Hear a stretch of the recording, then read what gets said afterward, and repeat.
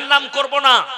1 বছর আগে এই পশ্চিম বাংলার একটা জেলার মুসলিম, তারা দাড়িওয়ালা, তারা নামাজি, তারা টুপিওয়ালা, গিয়ে থানায় অভিযোগ করেছে যে আমার পাশের পাড়ার হিন্দু ভাইরা তারা ঠাকুর ভাসাতে যাচ্ছে, আমার মসজিদের সামনে ডিজে বাজিয়েছে, নাচ করেছে, আমাদের ইমানের ক্ষতি, নামাজের ক্ষতি।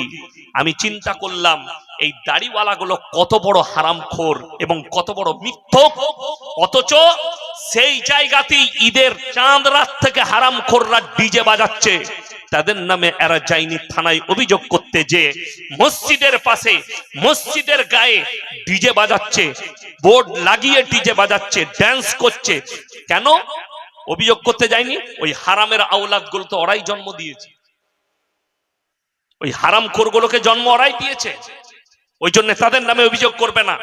কিন্তু আমরা যে দেশটায় বাস করছি সেকুলার, একটা হিন্দু ভাই তার ধর্ম পালন করবে, এর গায়ে চুলকুনি, যে মসজিদের পাশ দিয়ে কেন ডিজে নিয়ে পেরিয়ে গেছে। অথচ মসজিদের গায়ে আমি দেখিয়ে দেবো হাজার হাজার মুসলিম আজকে পশ্চিম বাংলায় নিজের বেটার বিয়েতে, বিটির বিয়েতে ডিজে বাজাচ্ছে, গান বাজাচ্ছে। ঠিক বললাম না ভুল বললাম? অথচ তারা অন্য জনের জন্য অভিযোগ করছে। কোন বাপের বেটা মৌলবি এই পশ্চিম বাংলা থেকে গোটা ভারতবর্ষে কেউ যদি বলে দিতে পারে বেটার বিয়েতে গান বাজনা করা জায়েজ আছে, বেটার বিয়েতে ড্যান্স করা জায়েজ আছে, বেটার বিয়েতে ডিজে করা জায়েজ আছে, সেই মৌলবির আভারী থাকবো। আর আল্লাহর কসম আমি সমাজের মুখে কাল থেকে কথা রাখবো, নিয়ে আসুন সেই বাপের বেটা মৌলবিকে যে হালাল বলে দিবে। অথচ আপনি ইমামকে ডাকছেন বিয়ে পড়াবার জন্য, নিকাহ পড়াবে ইমাম, অথচ গিয়ে দেখছে সেখানে দুপদাপ করে বাজছে। জিজ্ঞেস করলে ছোট ছেলেরা বাজাচ্ছে, তুই কি হিজড়ে নিকিবে? তো হিজড়ে যে ছোট ছেলেরা বাজাচ্ছে তাদের কানে চড়াতে পাস। ইব্রাহিম ওয়ালা আলি ইব্রাহিম ইন্নাকা হামিদুম মাজিদ। গুটি কয়েক কথা আলোচনা করব, আল্লাহ আমাদের সকলকে আমলের তৌফিক দান করুক, বলুন আল্লাহুম্মা আমিন। 1 নম্বর,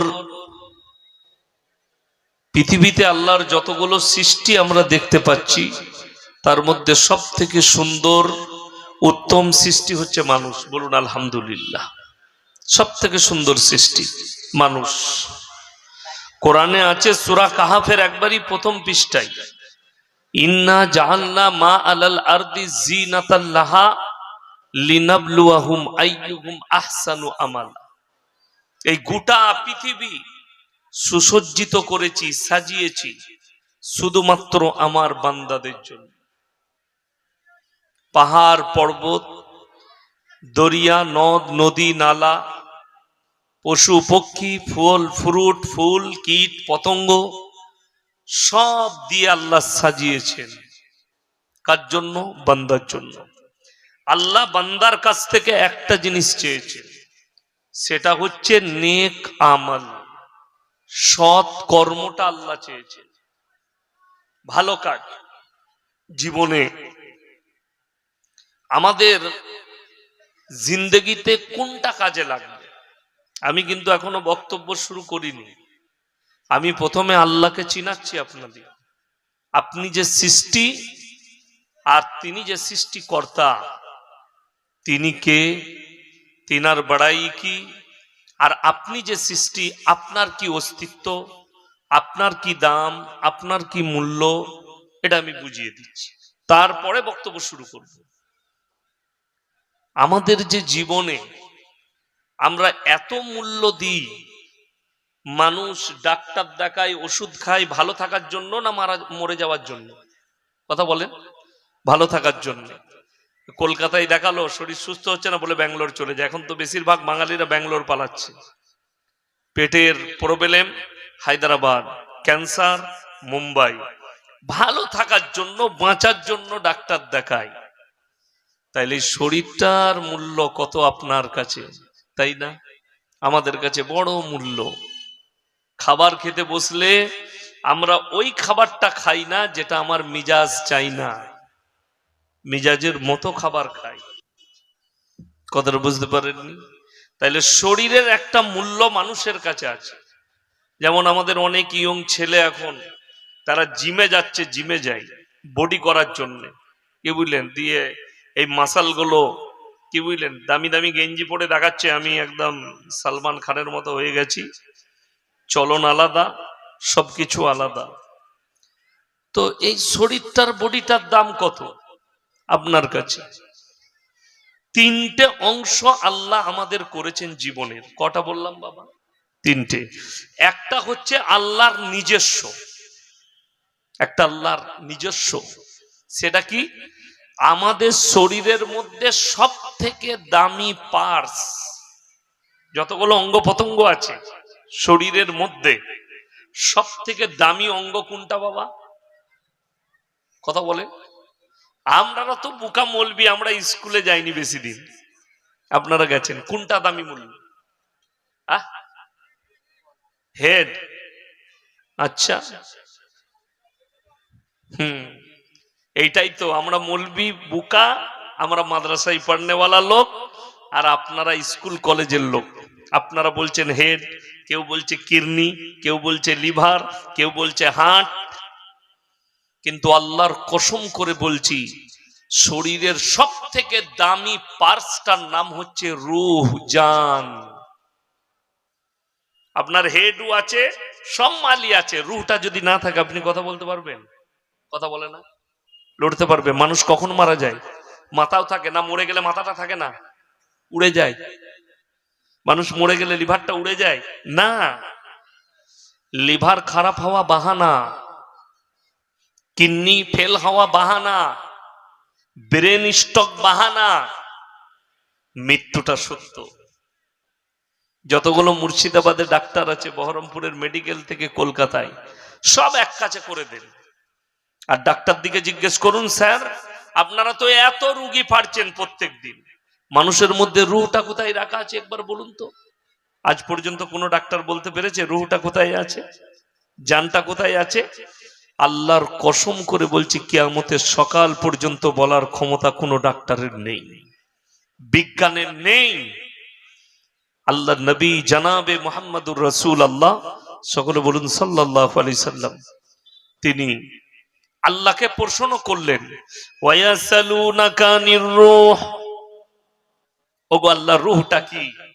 আমার আল্লাহ নিজে উত্তর করলেন, কুলির রূহু মিন আমরি, রূহ হচ্ছে আমার আল্লাহর হুকুম। কোরআনে 30 পারায় আছে, ওয়ান্নাজিয়াতি গরকম ওয়ান্নাশিতাতি নাশতা। গর্ক শব্দের অর্থ হচ্ছে ডুব মারা, বাচ্চারা পানিতে ডুব মারে, গর্ক শব্দের অর্থ হচ্ছে ডুব মারা। আমি কসম খাচ্ছি ওই ফেরেশতার, যারা আমার হুকুমে দ্রুত গতিতে তোমাদের শরীরে ডুব মেরে তোমাদের আত্মাকে হরণ করে নিয়ে আসে আমার হুকুমে। রূহ কার কবজায়? সকলে বলুন আল্লাহর কবজায় রূহ। আমাদের যে শরীর, এই বডি, যার যত দামি বডি হোক, ইমানদারির সঙ্গে বলুন তো, মরে যাওয়ার পরে কবরে দিলে খায় কে? কথা বলে না, পোকামাকড়ে। তাহলে রূহ আল্লাহর, এই বডিটা আল্লাহ পোকামাকড়ের জন্য সৃষ্টি করেছেন। মরে যাওয়ার পরে পোকামাকড়ে খাবে, রূহটা বার করার পরে কবরে দেওয়ার পরে। তাহলে আপনার আমার রইল কি? ইজ্জত, সম্মান, জ্ঞান, টাকা, শক্তি, পয়সা, বল, দল, কোনটা কাজে লাগবে? আল্লাহর কসম, আল্লাহর কাছে এগুলো একটাও কাজে লাগবে না যতগুলো বললাম। একটা জিনিস আপনার আমার নিজস্ব যেটা কাজে লাগবে, সেটার নাম হচ্ছে নেক আমল, সৎ কর্ম। ওইটাই আল্লাহর কাছে কাজে, বাকি একটাও জিনিস আপনার কাজে লাগবে না। ওই জন্যে কোরআনে মানুষের জন্য আল্লাহ একটা শব্দ ব্যবহার করেছে, যারা নিজেদিকে মরদ মনে করেন। আর একটু পয়সা হলে কেউ মনে করে আমার মতো পয়সাওয়ালার কেউ নাই, আর আমি এখন মরদ। একটু টাকা হলে, একটু গায়ের শক্তি হলে, একটু পাটির বল হলে, একটু চেয়ার পেলে সে মনে করে আমার ওপরে আর কেউ নাই, আমি শক্তিশালী। তাদের জন্য কোরআনের এই আয়াতটা, ইন্নাল ইনসানা খুলিকা হালুয়া, আমি মানুষকে অসহায় আর দুর্বল সৃষ্টি করেছি, মানুষ সবল নয়। যারা নিজেদেরকে শক্তিশালী মনে করছে তারা সব আমার আল্লাহর কাছে দুর্বল। এখন বর্তমানে যেদিকে আপনি শক্তিশালী ভাবছেন, ভারতের বলুন আর গোটা পৃথিবীর বলুন, দুটো রাষ্ট্র নেতা সব থেকে গাইডে থাকে। বডিগার্ড ঘিরে রাখে। একজন হচ্ছে আমেরিকার প্রেসিডেন্ট ডোনাল্ড ট্রাম্প, আর ভ্লাদিমির পুতিন রাশিয়ার প্রেসিডেন্ট। তার বাড়িতে অ্যাটাক করতে এলে 500 কিলোমিটার দূর থেকে সিগন্যাল দিয়ে দিবে বিল্ডিং যে আপনার ঘরে হামলা হতে যাচ্ছে। এত সুরক্ষাই থাকে। তার কাছে যে এরোপ্লেনটা আছে ওটাকে বাংকার এরোপ্লেন বলে, সেই প্লেনটা একদিন খালি উড়ান ভরে টেস্ট করেছে। সেই প্লেনটা বাংকার প্লেন। বাংকার প্লেন মানে যেদিনে পরমাণুর ওপরে হাত রেখে দিবে ভ্লাদিমির পুতিন রাশিয়া, সুইচ মেরে দিবে পরমাণুর, যে গোটা পৃথিবী তছনছ হোক, ওই বাংকার প্লেন নিয়ে উড়ে যাবে। ওই প্লেনটার জন্য বৈজ্ঞানিকরা বলছে এমন ভাবে বানানো হয়েছে টানা 10 দিন পৃথিবীতে উড়ান ভরবে আকাশে, টানা 10 দিন উড়বে। ওর ভেতরে এত জ্বালানি আছে, আর পরমাণু বাষ্ট হলেও ওটার উপরে আসর হবে না। তার ভেতরে যারা থাকবে তারা সেফটি থাকবে। আমেরিকার প্রেসিডেন্ট যে গাড়িটাই চাপছে 1000 কোটি টাকারও বেশি দাম। মিসাইল মারলে লাগবে না, গুলি ছুড়লে লাগবে না, বোমা মারলে লাগবে না, পরমাণু মারলে লাগবে না। আমেরিকার প্রেসিডেন্ট সেফটি বসে থাকবে। এখন আপনার আমার মনে হবে এত দামি জায়গায় থাকে যে তাদেরকে কেউ টাচ করতে পারবে না, গোলা বারুদ টাচ করবে না, তাহলে তো এরাই শক্তিশালী। আল্লাহর কসম খেয়ে বলছি, তারপরেও আমার আল্লাহর কাছে দুর্বল। লোহার ঘরের ভেতরে বসে থাকলেও মালাকুল মউত এলে আর কেউ কাজ করবে? জোরে বলুন না সুবহানাল্লাহ। মালাকুল মউত, মৃত্যু 100%। এর মধ্যে এতটুকু চুল পরিমাণ পরিবর্তন নয়। কেউ যদি লোহার ঘরের ভেতরে ঢুকে থাকে, আমি আল্লাহ যখন সময় দেব 1 সেকেন্ড এদিক ওদিক হবে না, জান কবজ করে নেব। তোমার যত বডিগার্ড, যত সেফটিতে থাকবে থাকো, মৃত্যু। তার মানে মানুষ আল্লাহর কাছে দুর্বল। এখন যাদিকে সবল দেখাচ্ছে দেখছেন। আমার গ্রামে একটা ছেলে কম্পিউটার চালায়, আমাদের বন্ধু সুরজ নাম, সে আমাকে কাগজ পাঠালো, হুজুর আপনার নামটাও ডিলিট করে দিয়েছে কে? নির্যাতন কমিশন। বলে আপনার নাম ডিলিট। আমি বললাম আলহামদুলিল্লাহ। আপনার বড় ভাইয়ের নাম ডিলিট। আমি বললাম আলহামদুলিল্লাহ। এ তো গোটা পশ্চিম বাংলার লোকের আমাকে সই নিতে বললে সই নিয়ে নেব। আপনারা আমার পাশে এরকম বিজ্ঞ লোক বসে আছে, ইনি আমার অন্তরের মানুষ। আর আপনারা সকলে জানেন আমি মওলানা শওকত আলী মাজাহিরি ছেলে। জানেন না? জানেন না? শওকত সাহেবের ছেলে আমি। গোটা পশ্চিম বাংলার লোক জানে এটা শওকত সাহেবের ছেলে। এখন দোষ হয়ে গেছে 6টা ছেলে কেন জন্ম দিল, যা বুঝে করবে। 6টা ছেলে কেন? আমি খালি চিন্তা করছি, ভাগ্যিস এই সময় কবিগুরু রবীন্দ্রনাথ ঠাকুর বেঁচে নেই, তা নাহলে তাকে বাংলাদেশে যেতে হতো 100%। কেন? তিনি তো বাপের 14 নম্বর সন্তান। কথাটা বুঝতে পারেননি? আমি যদি বাপ মায়ের 5 নম্বর সন্তান হয়, আমাকে যদি প্রমাণ দিতে হয় তোমার আব্বা তোমাকে জন্ম দিয়েছে কিনা, তার লাস্ট অস্ত্র একটাই আছে, ডিএনএ পরীক্ষা করা। ডিএনএ পরীক্ষাতে একটা লাভ হবে, কতগুলো হারামের আওলাদ আছে ধরাও পড়ে যাবে। আমি বললি গায়ে লাগবে কথাটা, একদম কাঁটার মতো ভুগবে যে শুনবে। ডিএনএ পরীক্ষা করে নাও, সব থেকে ভালো এই বাচ্চাটা আর কিনা, আমি শওকত সাহেবের ছেলে কিনা, আমাকে আমার মা জন্ম দিয়েছে কিনা। তবে একটা কথা বলে রাখি, আমি কালকেও বলেছি আজকেও বলছি, আল্লাহর কসম খেয়ে বলছি, যারা মনে করছে আমরা পাওয়ারফুল, হাতে আছে যা মন তাই করব, পৃথিবীর ইতিহাস বলছে যতগুলো অত্যাচারী রাজা এসছে, বাদশা এসছে, শাসক এসছে, তাদেরকে আল্লাহ বেইজ্জতির সাথে মৃত্যু দান করেছে। এটা পৃথিবীর ইতিহাস বলছি। কোরআনে 2টো অত্যাচারী শাসকের নাম আছে। একজন হচ্ছে ফেরাউন। মিশরের মাটিতে দাঁড়িয়ে এই ফেরাউন এলান করলো, আনা রাব্বুকুমুল আলা, আমি হচ্ছি তোমাদের রব, আর আমি হচ্ছি সব থেকে উঁচু। ফেরাউনকে আল্লাহ ইজ্জতের মৃত্যু দিয়েছে না বেইজ্জতি? কথা বলে না? বেইজ্জতি করে মৃত্যু দিয়েছে। আজ পর্যন্ত কেউ নিজের সন্তানের নাম আর ফেরাউন রাখে? যেখানে জন্মেছিল মিশরে, সেই মিশরে গিয়ে খোঁজ লাও, মিশরের মাটিতেও ফেরাউনের নাম নিলে ঘৃণার সঙ্গে নেওয়া হয়। কেন? সে ছিল ঘৃণিত। কয়েক লক্ষ শিশুকে হত্যা করেছে। আল্লাহকে চ্যালেঞ্জ ছুড়েছিল, আপনার আল্লাহর পয়গম্বরকে দুনিয়াতে আমি আসতেই দেব না। আল্লাহ বলে আমার সঙ্গে চ্যালেঞ্জ। গোটা পৃথিবীকে আল্লাহ দেখিয়ে দিলেন, যার জন্য লাখ লাখ কতল করেছে বাচ্চাকে, শিশুকে, আল্লাহ সেই নবীকে ফিরাউনের ঘরেই লালিত পালিত করেছেন। জোরে বলুন সুবহানাল্লাহ।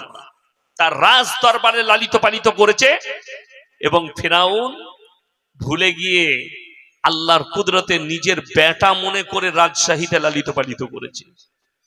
ভাবতে পারে আল্লাহ কত বড় কুদরত বলা, কত বড় শক্তিশালী। তার দুশ্মনকে তার ঘরে লালিত পালিত করে দেখিয়েছে।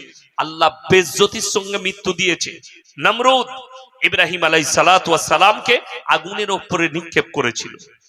ইব্রাহিম নবী আল্লাহর কাছে মদদ চাইলেন, আল্লাহ তুমি ছাড়া আমার কেউ মদদ করনে ওয়ালা নেই, তুমি হিফাজত করো। আল্লাহ আগুনকে হুকুম জারি করলেন ইব্রাহিম নবীর দোয়াকে কবুল করে, কুলনা ইয়া না রুকুনি বারদাও ওয়া সালামান আলা ইব্রাহিম, আগুন তুমি ক্ষান্ত হও, আমার ইব্রাহিমের একটা পশমকে তুমি জ্বালাতে পারবে না। আল্লাহর কসম, কোরআন সাক্ষী, কোরআনের আয়াত সাক্ষী, ইতিহাস বলছে পৃথিবীর ইব্রাহিম নবীর একটা পশমকে পর্যন্ত আগুন জ্বালাতে পারেনি। জোরে বলুন সুবহানাল্লাহ। এই নমরুদকে আল্লাহ বেজ্জতির সঙ্গে মৃত্যু দিয়েছে, কোরআনে আছে। তার প্রজারা জুতো করে বাড়ি মেরে মেরে দিয়েছে তাকে। প্রজাদিকে বলেছে আমাকে জুতো করে বাড়ি মার, জুতো খেয়ে মারা গেছে। তার নাম আল্লাহ। এই দুটো শাসক, এগুলো কোরআনে। অনেক আমার দলিত, আদিবাসী ও মুসলিম ভাই যারা আমার বক্তব্য শুনেন, তারা বলবেন হুজুর আপনি তো খালি কোরআনের কথা বললেন। কোরআনের এটা মুসলিমরা বিশ্বাস করবে, আপনাদিকে করতে হবে না। আপনাদিকে ইতিহাস শোনাই। পৃথিবীর মাটিতে ইতিহাস বলছে গ্রিসের একজন রাজা ছিল, তার নাম হচ্ছে আলেকজান্ডার। অর্ধেক দুনিয়া দখল করেছিল। যারা স্কুলের মাস্টার ডাক্তার আছেন, এমএসসি বিএসসি বিকম, তারা সবাই পড়েছে আলেকজান্ডারের ঘটনা। অর্ধেক দুনিয়া দখল করেছিল আলেকজান্ডার।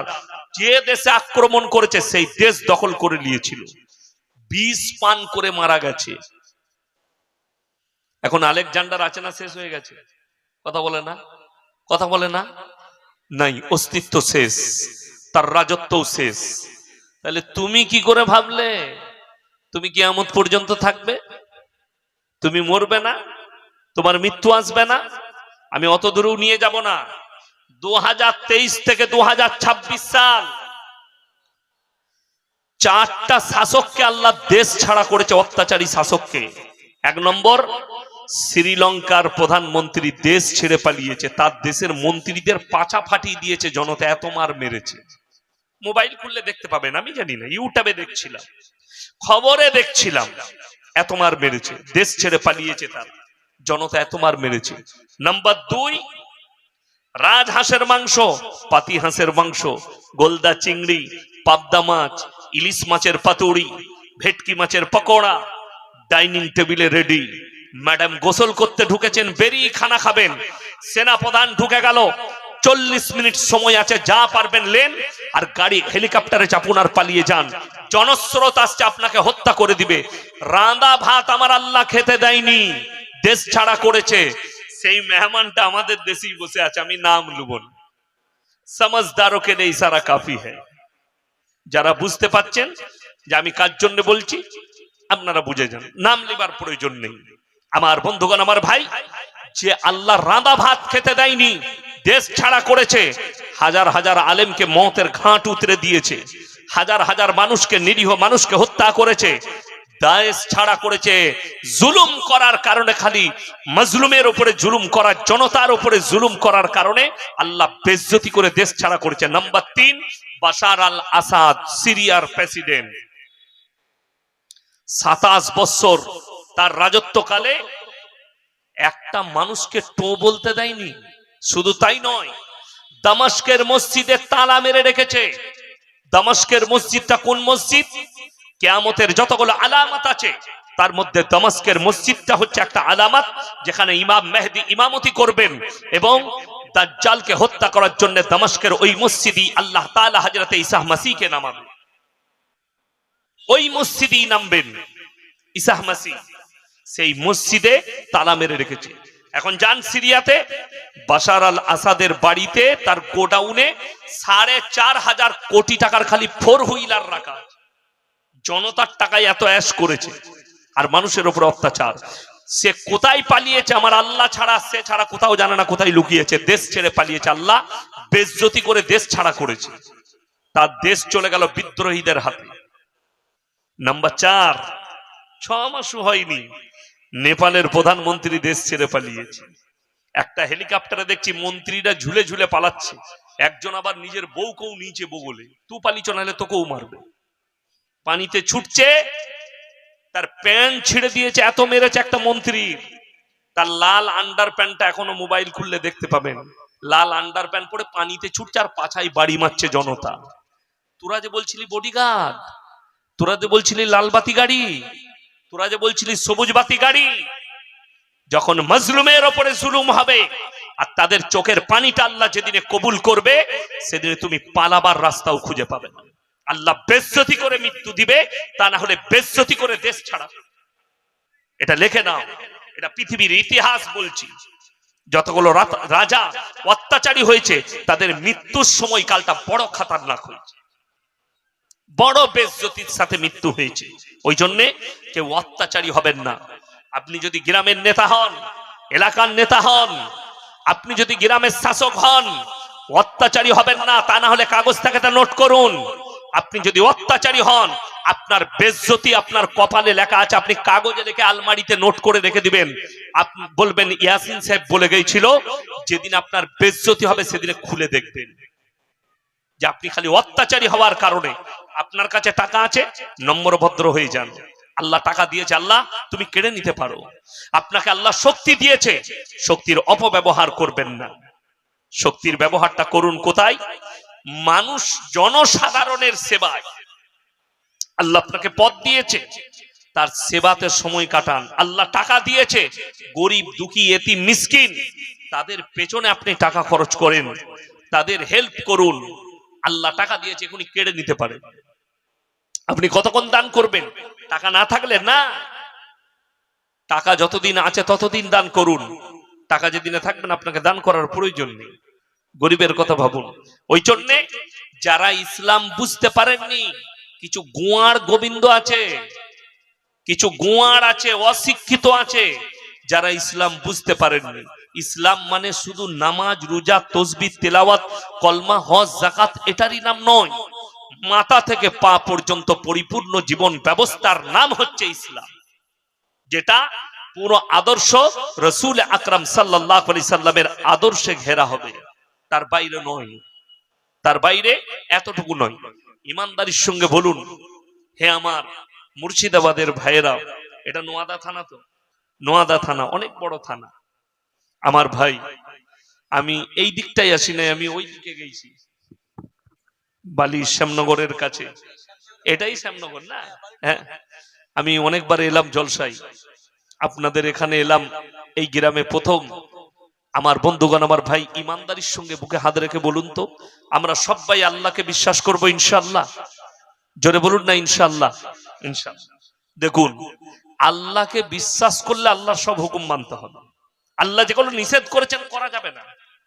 যেমন কোরআনে আছে, অনেক অমুসলিম ভাই জানে না, কোরআন বুঝতে চাই না, শুনে না, তাদেরকে শোনান, আপনার বন্ধু বান্ধবকে শোনান। কোরআনে আছে, কোন মানুষকে যদি অন্যায় ভাবে হত্যা করে, সে যেন গোটা মানব জাতিকে হত্যা করে দিবে। কোন মানুষ যদি কোন মানুষের উপকার করে, সে যেন গোটা মানব জাতির উপকার করলো। এটা আপনার বন্ধুকে শোনান, হিন্দু বন্ধুকে, দলিত বন্ধুকে, আদিবাসী বন্ধুকে, তাদেরকে শোনান। আমার বন্ধুগণ, আল্লাহ নবী সাল্লাল্লাহু আলাইহি সাল্লাম বললেন, তোমরা কারুর দেব দেবীকে গালি দিও না, কারুর ধর্মকে গালি দিও না। তুমি নিজেরটাকে খারাপ বলো না, নিজেরটাকে ছেড়ে দেও না, নিজের জায়গায় অটল থাকো, নিজের উপরে স্ট্রং থাকো, নিজের ধর্মের উপরে দাঁড়িয়ে থাকো, কালমা থেকে সরো না, কাউকে গালি দিও না। তুমি ইসলামের প্রচার করবে, তোমার ব্যবহারে, তোমার আখলাকে, তোমার চরিত্রে সামনেওয়ালা ইসলাম কবুল করবে, সামনেওয়ালা ইসলাম কবুল করবে ব্যবহার। ওই জন্য নবীজির হাদিস আছে, তোমরা মুমিন ততক্ষণ হতে পারবে না যতক্ষণ পর্যন্ত তোমার কাছ থেকে তোমার প্রতিবেশী সুরক্ষিত নয়। আপনার পাশে আপনার ভাই বাস করুক, চাচা বাস করুক, চাস্তো ভাই বাস করুক, দলিত বাস করুক, আদিবাসী বাস করুক, হিন্দু ভাই বাস করুক, খ্রিস্টান ভাই বাস করুক, তাকে সেফটি দিতে হবে। আপনার ব্যবহারে, আখলাকে, চরিত্রে, ভাষায়, সব কিছুতে সেফটি। সেফটি মানে জানে, আপনি বাড়িতে খানা খেতে বসলে আপনার বাড়ির পাশে যদি কোনো গরিব মানুষ থাকে, সে নরেন হোক আর অমুক দাস হোক, সে অমুক আদিবাসী হোক, আগে ফোন করে খোঁজলেন, এই আজকে তোর বাড়িতে কি রান্না হয়েছে রে? স্যার আমার বাড়িতে আজকে তো চালই নেই, কি রান্না হবে?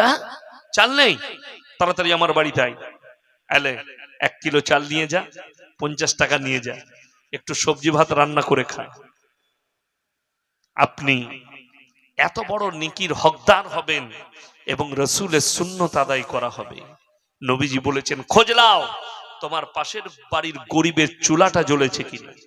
আমার আব্বাজি একদিন শোনাচ্ছিলেন যে আমি যখন এই গ্রামে ইমামতি করি আর জালসাতেও যাই, তো আমার এমন মুক্তাদি ছিল, ফজরের নামাজ পড়ে লোকের চুলাতে পা দিয়ে দেখতো, তখন সেই খড়ে রান্না হতো, খড়ে রান্না করতো না আমাদের দাদিরা মারা, ওই খড়ের চুলোয় পা দিয়ে দেখতো, যার চুলোতে আগুন থাকতো বুঝতে পারতো রাত্রে এর বাড়িতে রান্না হয়েছে, যার চুলোতে আগুন থাকতো না বুঝতে পারতো রাত্রিতে এর বাড়িতে রান্না হয়নি, খায়নি।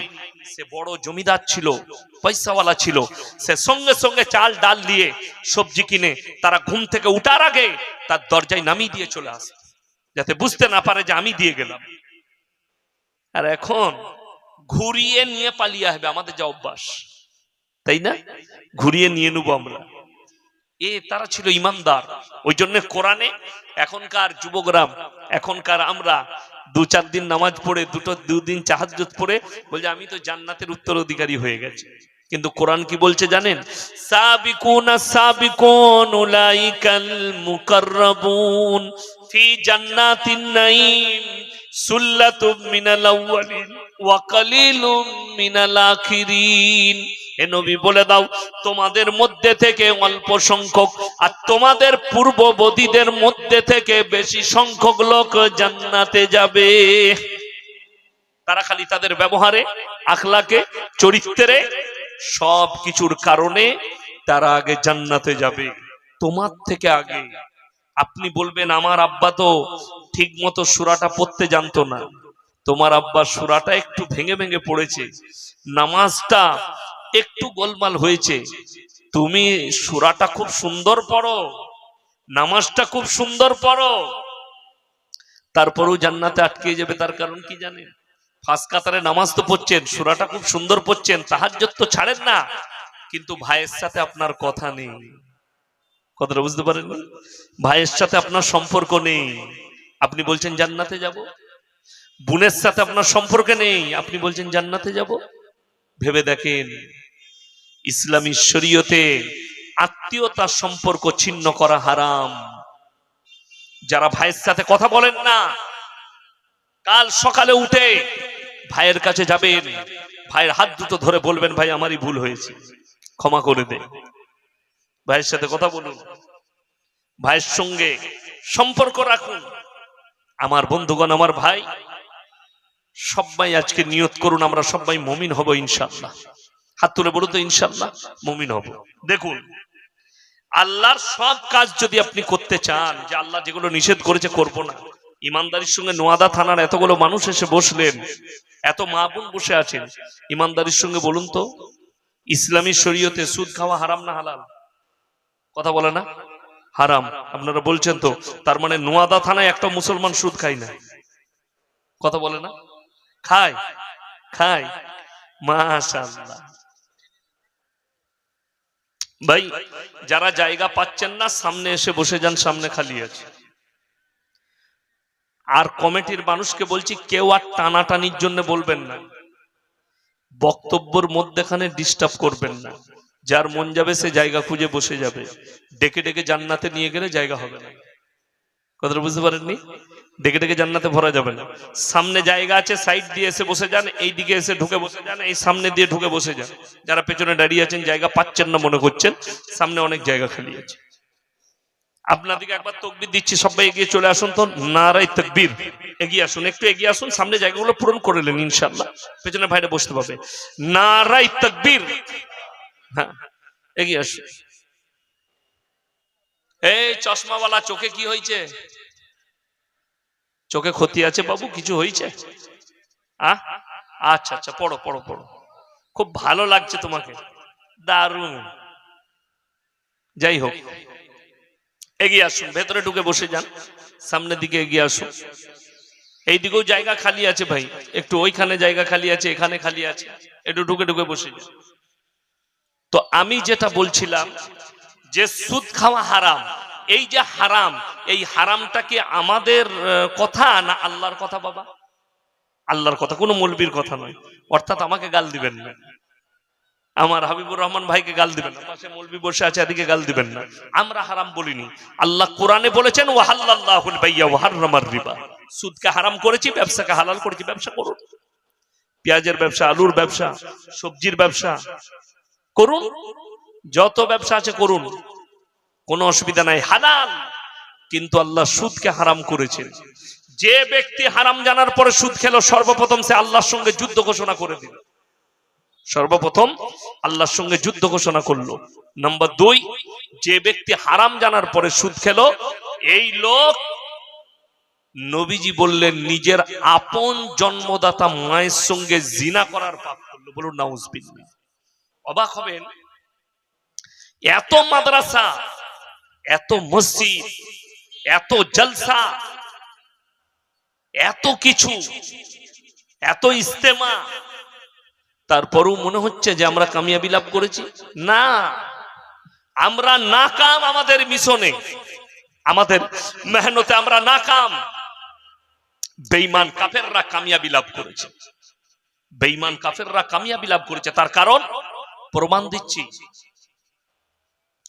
মসজিদে ফাঁস কাতারে দোয়া করছে, জলসায় চলে আসছে, অমুক হুজুর এই যে দোয়া করবে, দোয়া তো কবুল হবেই, হুজুর এসছে বর্ধমান থেকে, ইয়াসিন ভাই এসছে, দোয়া করবে, দোয়া কবুল হয়ে যাবে।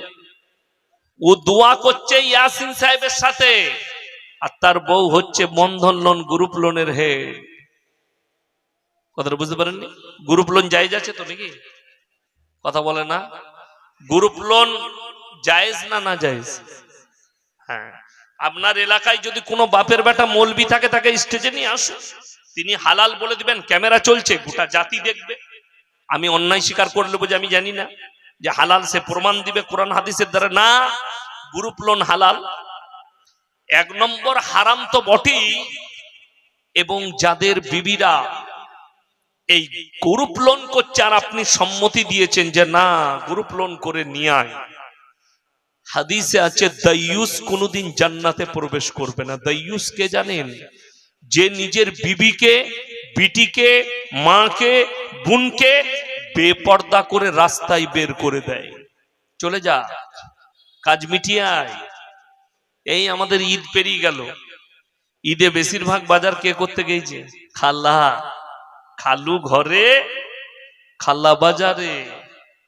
হ্যাঁ, একদম বাস্তব। বেলডাঙ্গা বাজারে জায়গা নাই, রেজিনগর বাজারে পা রাখার জায়গা নাই। কাদের ভিড়? মেয়েদের ভিড় সারাদিন। কি বুঝলেন? লে বাজার আর দে বাজার। কি বুঝলেন? পছন্দ হচ্ছে না, সকাল একবার ঘুরছে, বিকাল একবার ঘুরছে। জানেন, যতগুলো দোকানদার আছে, তারা রমজান মাস ঈদ আসার আগে তারা তসবিহ গুনে, আল্লাহ আমার দোকানে যেন মেয়ে ছেলে বেশি না আসে। এদের ঝামেলা বেশি তো। কি বুঝলেন? একটা কাপড় কিনবে, 200টা কাপড় বার করা করাবে। কি বুঝলেন? আপনি এনে দেন একটা কাপড়, যদি একদম 500 টাকা দামি কাপড় হয়, ইয়া তো ফ্যাদ ফ্যাদ করছে, ভালো নয়, ওকে টাকা দিতে হবে, ও বাজারে যাবে। তো তুমি যদি তোমার বউকে বাজারে পাঠাও, তুমি কি তুমি বুঝে লাও? আমি বলবো না, অন্য তোমার জানা মতো ভালো মৌলবীকে জিজ্ঞেস করো। তোমার বিবি গ্রুপ লোনের হেড, তুমি জিজ্ঞেস করো তোমার জানা মতো মৌলবীকে। ইয়াসিনের ফতোয়া নিতে হবে না, তোমার জানা মতো ভালো মুফতিকে ফোন করো যে আমার বউ গ্রুপ লোনের হেড, হুজুর জান্নাতের ক নম্বর দরজা দিয়ে ঢুকবো? হুজুর জান্নাতটা পাল্টিয়ে জাহান্নামের দরজা বলে দেবে তোমার। আমি বলবো না।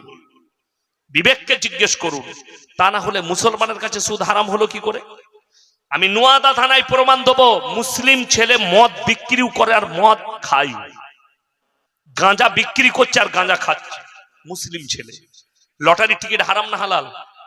কথা বলে না হারাম। আপনি চলুন, কটা বাজারে যাবেন? নোয়াদা বাজারে যাবেন, রেজিনগরে যাবেন, পলাশিতে যাবেন, বেলডাঙ্গায় যাবেন, কোন বাজারটাই যাবেন, মুসলিম ছেলেরা কাউন্টার লাগিয়ে লটারির টিকিট বিক্রি করছে। এই লোক জুম্মার দিনে ফাঁস কাতারে একদম আতর লাগিয়ে চলে আসে নামাজ পড়তে। ও দেখে কে কি বুঝলেন? আর যখন ইমাম সাহেব খুতবা চালাচ্ছে,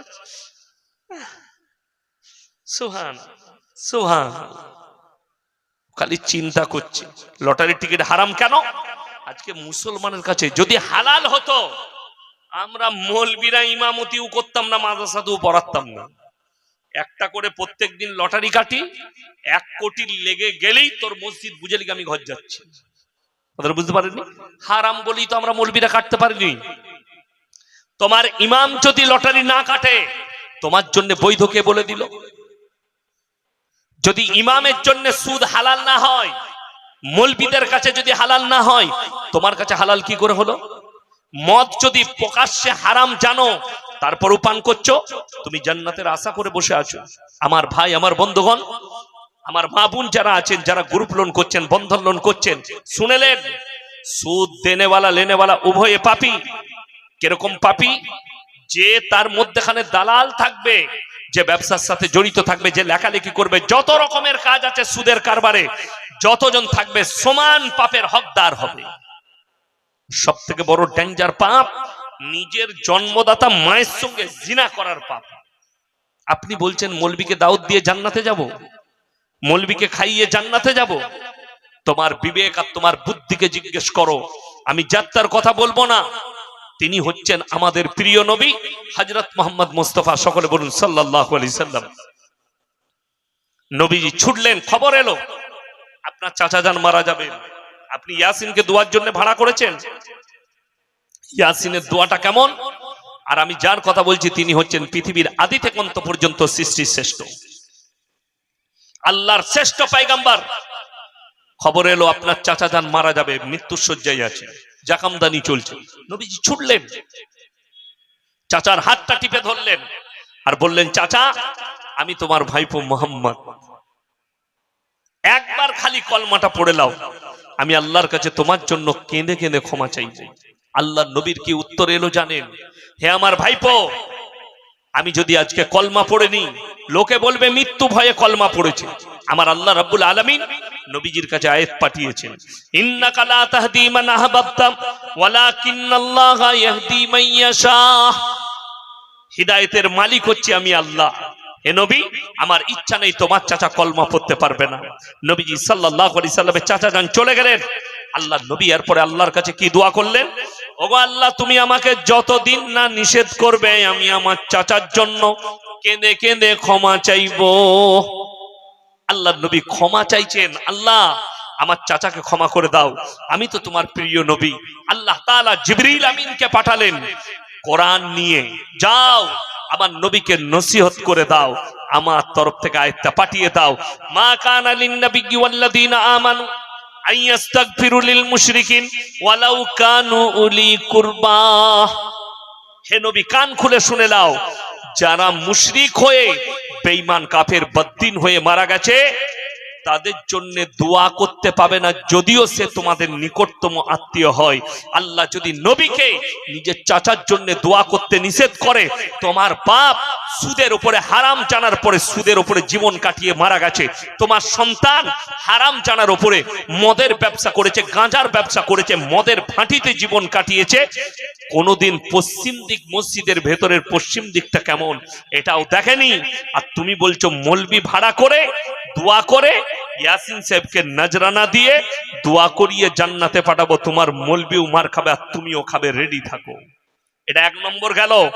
2 নম্বর, আল্লাহর যতগুলো নবী পয়গম্বর আল্লাহ পাঠিয়েছেন, রাসূল পাঠিয়েছেন, সব থেকে পৃথিবীর বুকে যিনি বেশি দিন দাওয়াত দিয়েছেন, কালমাত দাওয়াত, তেনার নাম হচ্ছে হযরতে নূহ নবী। ৯৫০ বছর, জোরে বলুন সুবহানাল্লাহ। ৯৫০ বছর, ১০০ বছর ২০০ বছর নয়, তিনি দাওয়াত দিয়েছেন। তারপরেও মুষ্টি কত লোক তারা ঈমান এনেছে। এমনকি লাস্ট অনুরোধ করলেন, হে আমার কওম, তোমাদের কাছে আমি বিনীত অনুরোধ জানাচ্ছি, আমার আল্লাহকে বিশ্বাস করো, আমাকে নবী হিসাবে মেনে নাও। সর্বপ্রথম যে বিরোধিতা করেছে তার সন্তান। তোমার আল্লাহকে না মানলে তোমার আল্লাহ আমাদের কি করবে? নূহ নবী বললেন, মুষল ধারার বৃষ্টি দিয়ে তোমাদেরকে বন্যায় ডুবাবেন। বললে তোমার আল্লাহকে বলে দাও। নূহ নবীর ছেলে কিনান চ্যালেঞ্জ ছুড়ল আল্লাহকে, তোমার আল্লাহ যদি বন্যা দেয়, এমন উঁচু জায়গায় চাপবো যেখানে তোমার আল্লাহর পানি পৌঁছাবে। নাউজুবিল্লাহ বলেন, কত বড় আস্পর্ধা, আল্লাহকে চ্যালেঞ্জ। আল্লাহ বললেন, নৌকায় চেপে পড়ো। মুষল ধারার বৃষ্টি। পৃথিবীর ইতিহাসবিদরা বলছেন, মুফাসসিরিনরা লিখছেন, আজকের তারিখ পর্যন্ত পৃথিবীর ইতিহাসে অত বড়, যেদিন থেকে আল্লাহ দুনিয়া শুরু করেছেন, অত বড় বন্যা প্রলয় পৃথিবীতে ঘটেনি। সমুদ্রের পানিকে আল্লাহ ১২৫০ ফুট ও পর্যন্ত তুলে দিয়েছিলেন, ১২০০ থেকে ১২৫০ এর মধ্যে তুলে দিয়েছিলেন। গোটা পৃথিবী ডুবে গেছে। নূহ নবী নৌকার উপরে চোখে দেখতে পেলেন তার সন্তান মারা যাচ্ছে হাবুডুবু খেয়ে। থাকতে না পেরে আল্লাহর কাছে দোয়া করে বসলেন। কি দোয়া বললেন? লা আসিমাল ইয়াউমা মিন আমরিল্লাহ। ওগো আল্লাহ, এটা আমার ওরস জাত পুত্র, তুমি একে রক্ষা করো। আল্লাহ ধমক দিলেন, লামিনাল খাসিরিন, হাত নামিয়ে লাও। যে আমার নবীকে মানেনি, আমার দ্বীনকে মানেনি, তার জন্য দোয়া করতে পাবে না, তা না হলে তোমাকেও ক্ষতিগ্রস্তদের মধ্যে ফেলে দেবো। নূহ নবীর দোয়া বন্ধ হয়ে গেছে বেটার জন্য। আর তোমার ছেলে মদের ফাঁটিতে মারা যাবে জীবন কাটিয়ে, আর তুমি বলছো মৌলভী সাহেব দোয়া করলে পেরিয়ে যাবে। তুমি বলছো মাদ্রাসা মসজিদে টাকা দিলে পেরিয়ে যাবে। আমাদের দেশে তো খুব সস্তা, দারুণ। এই মাদ্রাসা মসজিদে জলসা হয় না? আদায়ের জলসা, আমরা বক্তারা আদায় করি, টাকা দাও বাবা।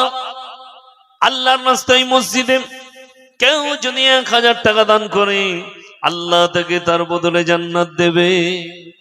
এখন বলে দিলে মৌলী সাহেব, ও এখন ছুটে এসে সুদখোর দেখলে মৌলী সাহেব তো ১০০০ টাকায় জান্নাত দিচ্ছে, ও বলার দরকার নাই। নিয়ে এসে আমার হাতে ১০০০ টাকা দিয়ে দিল।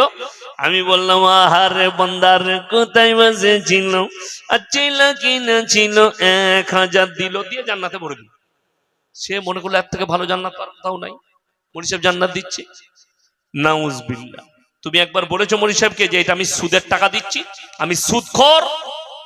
কোন পৃথিবীর, তাতে সে আহলে হাদিস হোক, দেওবন্দি হোক, বেরেলি হোক, ফুরফুরা হোক, আজান গাছি, হড়হড়ে, লললড়ে, তালতলা, বেলতলা, খেজুরতলা, শেওড়াতলা, মলয় বাবা, খেপা বাবা, আচমকো বাবা, যে দলেরই হোক, মৌলবীরা অত বোকা নয় যে তোমার বাপ সুদের উপরে জীবন কাটিয়ে মরবে আর তাকে বলবে দোয়া করে দাও।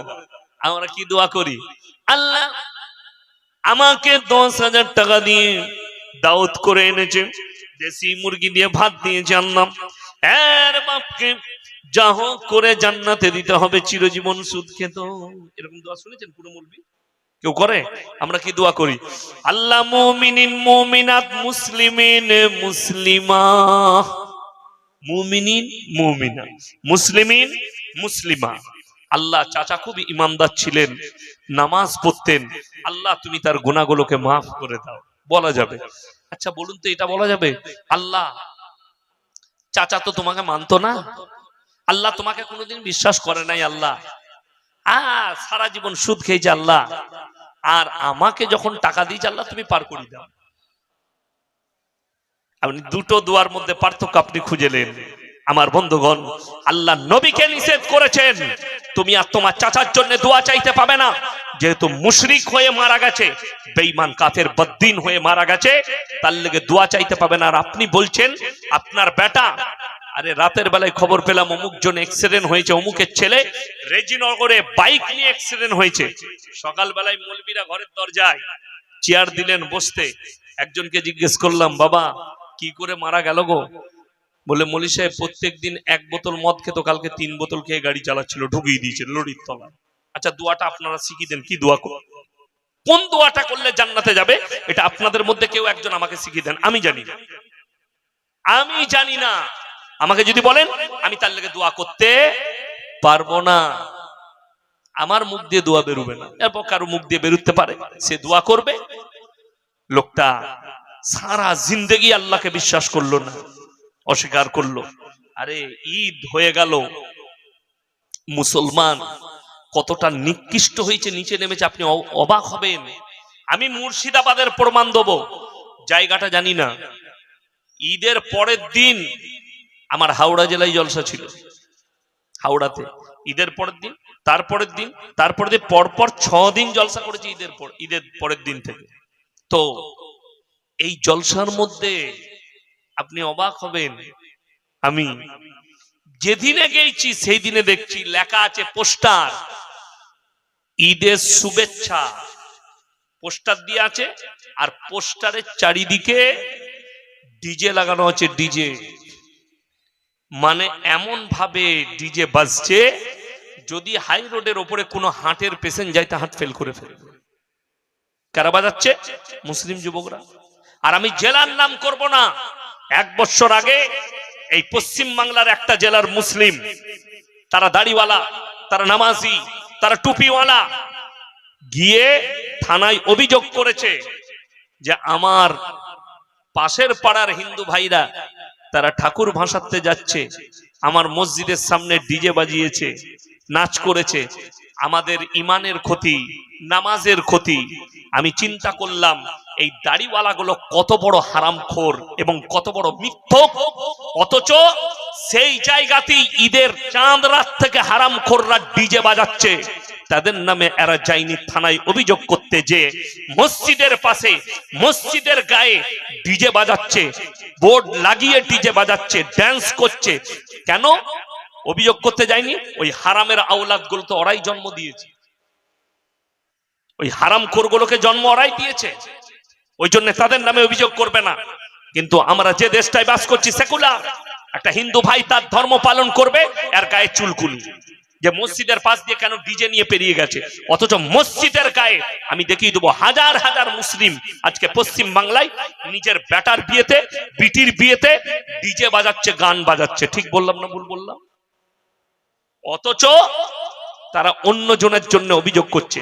কোন বাপের বেটা মৌলবি এই পশ্চিম বাংলা থেকে গোটা ভারতবর্ষে কেউ যদি বলে দিতে পারে বেটার বিয়েতে গান বাজনা করা জায়েজ আছে, বেটার বিয়েতে ড্যান্স করা জায়েজ আছে, বেটার বিয়েতে ডিজে করা জায়েজ আছে, সেই মৌলবির আভারী থাকবো। আর আল্লাহর কসম আমি সমাজের মুখে কাল থেকে কথা রাখবো, নিয়ে আসুন সেই বাপের বেটা মৌলবিকে যে হালাল বলে দিবে। অথচ আপনি ইমামকে ডাকছেন বিয়ে পড়াবার জন্য, নিকাহ পড়াবে ইমাম, অথচ গিয়ে দেখছে সেখানে দুপদাপ করে বাজছে।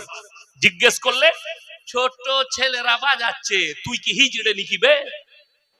তো হিজড়ে যে ছোট ছেলেরা বাজাচ্ছে তাদের কানে চড়াতে পাস। আমার এক বন্ধু আমাকে দাওয়াত দিল, আজ থেকে 5 বছর আগেকার ঘটনা বলছি, যে মলি সাহেব হুজুর আপনাকে বিয়ে পড়াতে হবে। কার? আমার সালার খুব শখ যে ইয়াসিন সাহেব বিয়ে পড়াক। আমি বললাম আমার শর্ত আছে কিন্তু। বলে কি? আমার যে বিয়েতে গান বাজনা হয় আমি পালিয়ে যাই। বলে কোনো অসুবিধা নেই, হবে না। আমি গেলাম, ড্রাইভারকে বললাম মুর্শিদাবাদে জলসা ছিল, রাস্তাতেই পড়ে। আমি ঢুকলাম, ঢুকে দেখছি ডিজে বাজছে। আমি বরযাত্রীর আগে আমি ঢুকে গেছি গাড়ি নিয়ে, দেখছি ডিজে বাজছে। আমি বললাম এই বাড়িটা হবে না, তারা তো বলেছে গান বাজনা নাই। মেয়ের বাপ ছুটে এসে বলছে হুজুর এই বাড়িটায় আসুন আসুন আসুন। আমি বললাম যেখানে গান বাজনা হারাম কাজ হয় সেখানে তো আমি যাই না। পা ভরে নিলাম আমি। বলে হুজুর একটু নাস্তা করে যান। আমি বললাম আল্লাহর কৃপায় খালি আল্লাহর রাস্তায় দিনের পথে থাকি বলে আল্লাহ এর থেকেও দামি খাবার প্রত্যেক দিন দাস্তারখানে দেয়। খাবারের লোভ দেখিও না। আমি পালিয়ে এলাম। আমার বন্ধু 6 মাস আমার সাথে কথা বলেনি। যেদিনে হক বুঝতে পেরেছে আমার হাত ধরে ক্ষমা চেয়েছে। আপনি হক বলেছিলেন, শুনে রেখে দেন, যারা নিজেদের বেটা বিটির বিয়েতে গান বাজনা নাচ করছে, অবৈধ কাজগুলো করছেন, হারাম কাজগুলো করছেন, তাদের ওই সন্তানদের যাদের বিয়ে হবে তাদের কখনো নেক সন্তান জন্ম হতে পারে না। কাগজ থাকে তা নোট করুন, এদের পেটে নেক সন্তান জন্ম হবে। আজকে আমি কালকের জলসাই বলেছি, আজকে আবার বলে যাচ্ছি, এখনকার যুবকরা না এই মৌলবিদিকে গুরুত্ব দেয়, না আলেমকে গুরুত্ব দেয়, না রাসূলের সুন্নত জানতে চায়। যে আমি যে বিয়ে করতে যাব, বিয়ে করার আগে ইমামের কাছে একবারও গেছো, মৌলবীর কাছে, যে হুজুর কালকে আমার বিয়ে আছে, তো বিয়ের পরে সুন্নত তরিকায় মিলামিশা কিভাবে হয়, স্বামী স্ত্রীর মিলন, এটা সুন্নত তরিকায় কিভাবে করলে নেক্সট হলে আওলাদ হবে? ভাবতে পারবেন না, অনুভব করবেন না। যে নদীতে কিংবা পুকুরে যদি এক কোণে দেখতে পান যে একটা 10 কিলো ওজনের কাতলা মাছ উঠছে আর নামছে, দেখতে পেয়ে গেলে তাকে জাল দিয়ে ঘেরবেন না ঘেরবেন না? ঘেরবেন। বেঈমান কাফেররা যখন দেখলো এই উলামায়ে দ্বীনরা, এই মাদ্রাসাওয়ালাদের মেহনত, মসজিদের মেহনত, আলেমদের মেহনতের কারণে মুসলমানরা নিজেদের ঈমানকে মজবুত করছে,